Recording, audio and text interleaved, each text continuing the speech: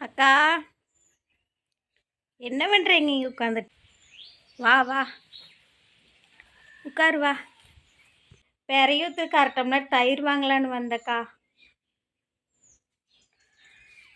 ஆமாம், துணி தைச்சிட்ருக்கீங்களா? தைச்சிட்டே உட்காருங்க, தைச்சிட்டே உட்காருங்க.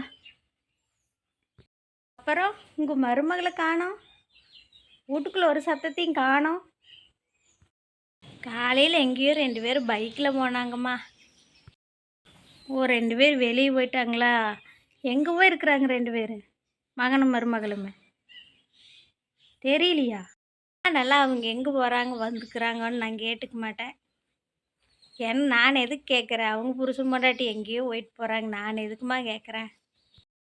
ஏக்கா, இத்த சோடு சீவன் நீங்கள் இங்கே உட்காந்துட்டு இருக்கிறீங்க, இத்த சோடு மனுஷி உங்ககிட்ட சொல்லாமையா போனாங்க?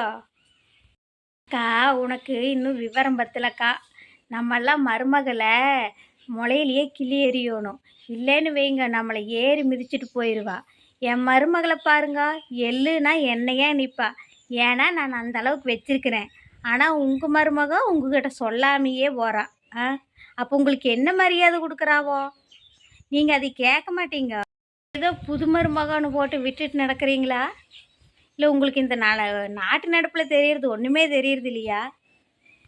உங்கள் மருமக தான் உங்ககிட்ட சொல்லாமல் போனா, உங்கள் மகனமா உங்ககிட்ட சொல்லாமல் போனா?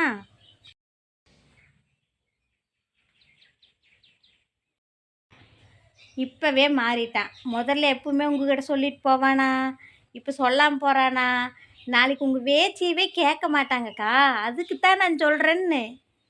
நான் பொண்டாட்டிகா தலகாணி மந்திரம் போட்டு வச்சிட்றாளுக்குக்கா. அதனால அவள் பின்னாடியே தான் போவானுங்க, நம்ம வேச்சு கேட்க மாட்டானுங்க.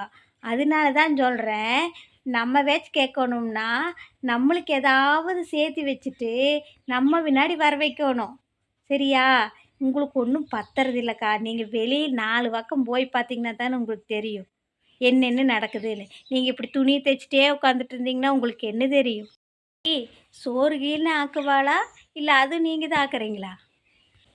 இல்லை, அவளுக்கு இப்போத்தானே வந்தா, அவளுக்கு இன்னும் சாப்பாடுன்னு சரியாக ஆக்க தெரியறதில்ல. அதனால் நான் தான் சாப்பாடு ஆக்கி வைப்பேன். அதுவும் ஆக்கிறது இல்லை அக்கா. நல்லா இருக்குதோ நல்லா இல்லையோ, விட்டுறணும்க்கா அடுப்புக்கிட்ட. நம்ம எதுக்குக்கா நம்ம முதல்ல இருந்து செஞ்சு இப்போ நம்ம செய்யணும்?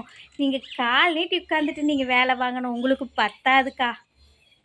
நீங்கள் வாரு, புது மருமக விரியத்தில் விட்டுட்டீங்க, நாளைக்கு உங்களை அவள் என்ன பண்ணுறான்னு பாருங்க. எல்லாம் நம்ம கட்டுக்குள்ளே வச்சுக்கோணுக்கா. அப்புறம் நகை எத்தனை பவுன் போட்டு வந்தாக்கா? இல்லைம்மா, பவுனை பற்றியெல்லாம் நான் கேட்டுக்கல.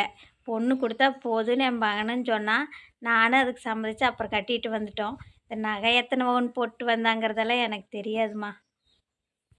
ஓ, நீங்கள் நகையவே கேட்கலையா? ஓ, அவகிட்ட அவள் எத்தனை பவுன் போட்டு வந்தாலும் கூட உங்களுக்கு தெரியாதா? சரியா போச்சு போங்க. நீங்கள் என்னக்கா, அவள் எத்தனை ஓட்டு வந்தாலும் நம்மளுக்காக கொடுக்க போகிறா? அவள் தானே ஓட்டுக்கு போகிறா. இருந்தாலும் ஏதாவது ஆத்திர அவசரம்னா உங்கள் மகனுக்கு வைக்கிறக்காகுமல்ல, அதனால கேட்டேங்க்கா. சரி, நான் சொல்கிறது கொஞ்சம் யோசனை பண்ணி பாருங்க. முதல்ல உங்கள் மகன் உங்ககிட்ட சொல்லிட்டு போவான், இப்போது உங்ககிட்ட சொல்லாமல் போகிறான். இப்போவே மாறிட்டான்னு உங்களுக்கு தெரியுதல்ல. எதுக்கும் நான் சொன்னது பாருங்க. இப்படி துணி தைச்சிட்டே உட்காந்துட்டு இருந்தீங்கன்னா ஒன்றும் தெரியாது, உங்களை எல்லாம் ஏமாற்றி ஏறி மிதிச்சு போட்டு போயிடுவாங்க. சரி, இந்தாங்க தயிர் கொடுங்க, நான் போய் பெரை ஊற்றி வைக்கட்டும். அப்பா, நம்ம வந்த வேலை முடிஞ்சுது. இவ சொல்கிறது உண்மையாக இருக்குமோ? முதல்லலாம் நம்ம மகன் நம்மக்கிட்ட சொல்லாமல் வெளியில் போக மாட்டான். ஆனால் இப்போது இவன் சொல்லாமல் போகிறான். அப்போ இவ சொன்ன மாதிரி இருக்குமோ? நம்மளும் கொஞ்சம் கண்டிஷனாக தான் இருக்கணும். ஒரு குடும்பத்தை கெடுக்க 1000 சொல்லுவார்கள், கேட்பார் பேச்சை கேட்டால் நம்ம குடும்பத்தில் பிரச்சனை தான் வரும். இந்த காதில் வாங்கி அந்த காதில் விட்டுருங்க, அதுதான் உங்கள் குடும்பத்திற்கு நல்ல